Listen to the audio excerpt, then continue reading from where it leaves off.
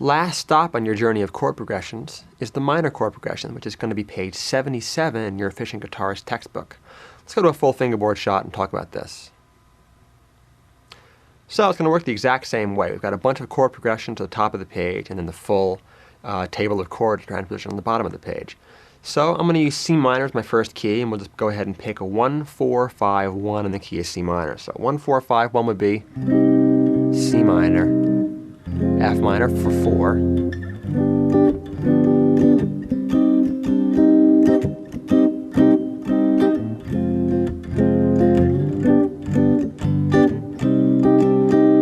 now I heard that song just recently, I'm not sure what it was, but common progression. That's why it's at the top of the page. Next progression is a 1, 4, 1, 5, 1. I'll do that in the key of D minor. So my 1 chord is D minor, G minor for my 4 chord, back to D minor for my 1 chord, and then A. So here's the progression.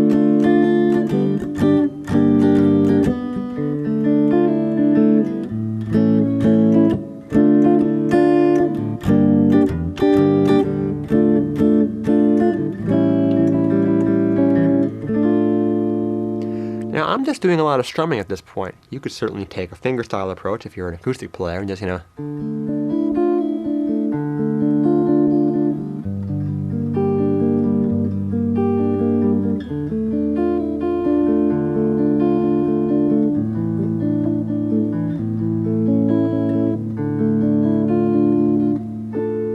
experiment with some different chord voicings. The chords are the chords. You can just go ahead and spill them across to the different parts of the neck. Next progression. 1, flat 6, 4, 5, 1.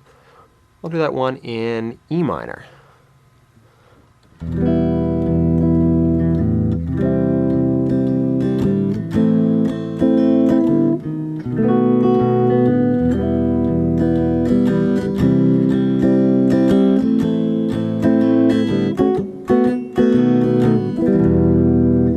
Very, very common progression.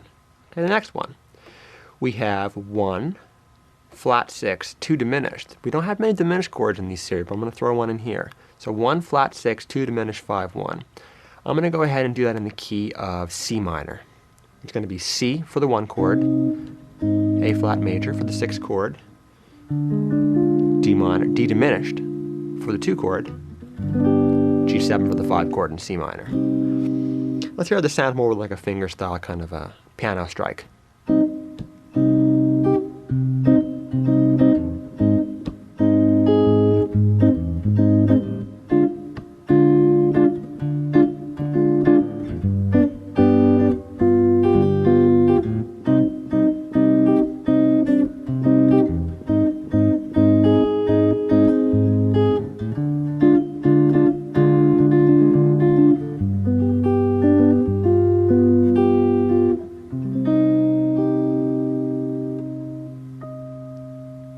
Alright, nice progression, nice sound. That diminished chord adds a lot of flavor.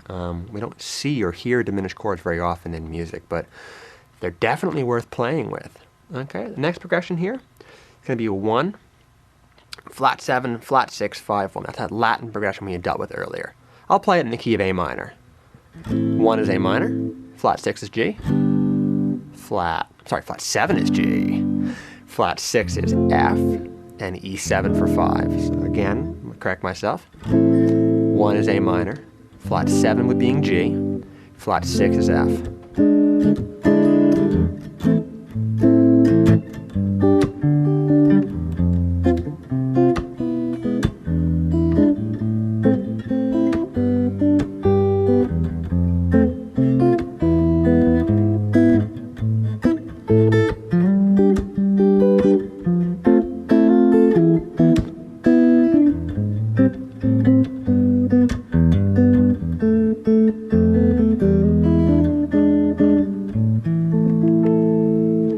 Here's a couple other voicings to show you that it doesn't all have to be bar chords.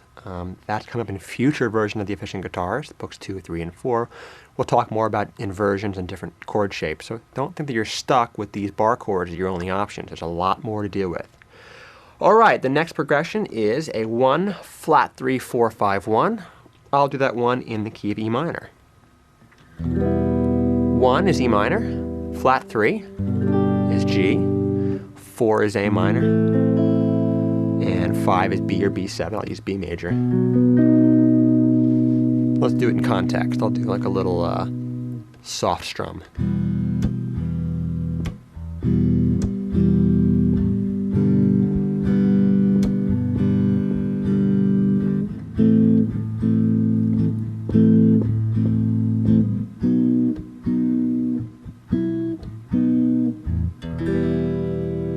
It's a pretty progression, really nice. Okay? The second to last progression is the jazz progression, which is the 2 diminished, 5-1. Let's take a listen to that one in the key of D minor. We're going to with E diminished, A7, D minor.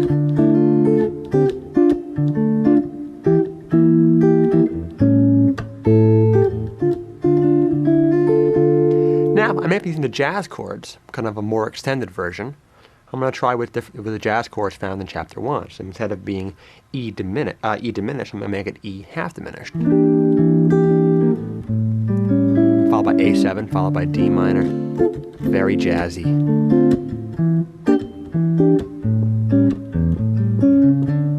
Kind of more bossa nova.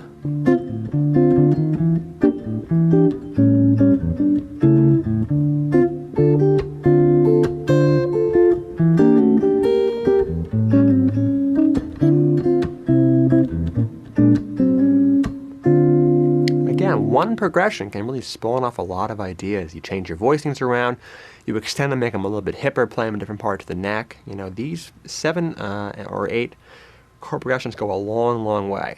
And the last one I'm going to play in the key of B minor, okay? And the progression is a 1, 4, 5, flat 6, flat 7, 1. So 1 is B minor, 4 is E minor, 5 is F sharp, with your flat 6 being G, flat 7 being A, and B minor. This is a very typical kind of power rock ballad thing, so let's go through this one lightly.